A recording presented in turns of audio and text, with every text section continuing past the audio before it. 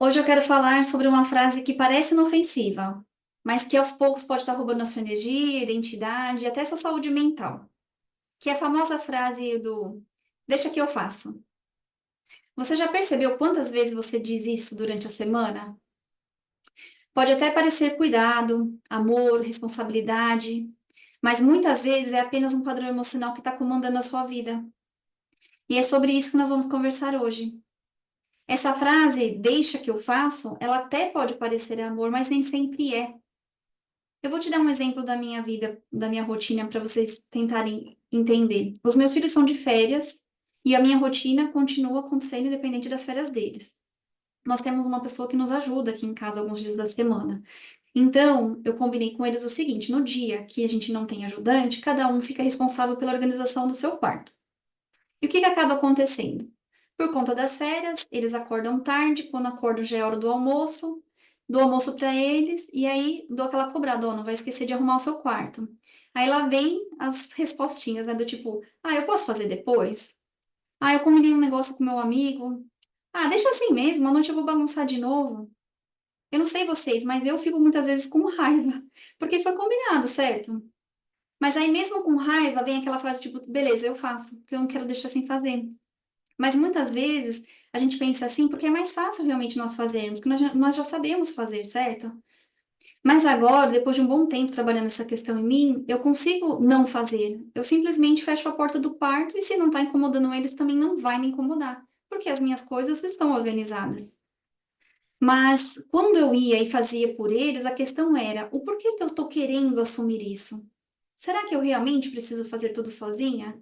Ou simplesmente eu me acostumei a acreditar que tudo depende de mim? Eu percebo que muitas mulheres vivem assim. Elas não esperam ninguém pedir. Elas já se oferecem, resolvem, antecipam tudo, mas depois dizem que são exaustas. E é claro que elas estão, porque elas vivem carregando um peso que muitas vezes nem é delas. E o verdadeiro problema não é fazer, é o porquê que você faz. Existe uma diferença enorme entre ajudar alguém e sentir que você precisa fazer tudo. O problema não é cozinhar, lavar roupa, organizar a casa, cuidar dos filhos. O problema começa quando você acredita que se você não fizer, ninguém vai fazer direito. Vão achar que você é uma mãe ruim. Vão pensar que você é egoísta. Ou você sente que vai decepcionar as pessoas. Percebe? O comportamento é só a ponta do iceberg.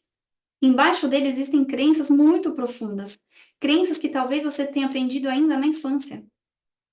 Talvez você tenha visto a sua mãe fazer tudo sozinha. Talvez você tenha aprendido que mulher boa é a que dá conta de tudo. Ou talvez você tenha recebido amor quando você agradava. E hoje, sem perceber, você continua repetindo isso. E o que é mais curioso é que ninguém percebe esse processo acontecendo. Porque ele parece uma virtude. As pessoas até dizem, nossa, ela é tão prestativa, tão forte, tão dedicada. Mas ninguém vê o que acontece quando ela fecha a porta do quarto. O cansaço, a irritação, a culpa, a sensação de nunca fazer o suficiente. E o pior, ela vai se perdendo de si mesma. Ela já nem sabe mais o que ela gosta, o que ela deseja, nem o que ela precisa. Ela apenas resolve. Até que um dia ela percebe que vive para todos, menos para ela. E muitas vezes é aí que começam os sintomas como ansiedade, exaustão constante, dificuldade para descansar, dores no corpo, irritação, e aquele vazio que parece que não tem explicação. A mudança, ela não começa dizendo não para todo mundo. Ela começa fazendo uma pergunta. Mas antes de responder automaticamente o deixa que eu faço, pergunte para si mesma: por que que eu quero fazer isso? É amor? É escolha? Ou é medo? Medo de decepcionar, de ser julgada, de perder o amor das pessoas. Quando você começa a fazer essa pausa, você cria uma consciência. E quando existe consciência, existe uma escolha. Você deixa de agir no automático e passa a decidir. Isso não significa deixar de cuidar, significa cuidar sem se abandonar. Porque uma mulher que cuida de si, ela continua cuidando dos outros ainda. Só que agora ela faz isso com mais leveza e não com culpa. E é exatamente esse olhar que eu trabalho nos meus atendimentos. Eu não trato apenas o comportamento, eu vou em busca da raiz emocional que sustenta esse padrão. Porque quando a gente muda a raiz, o comportamento muda naturalmente. Então, se esse vídeo fez sentido para você, talvez seja porque você também esteja vivendo nesse automático há muito tempo. Então, eu vou te fazer um convite.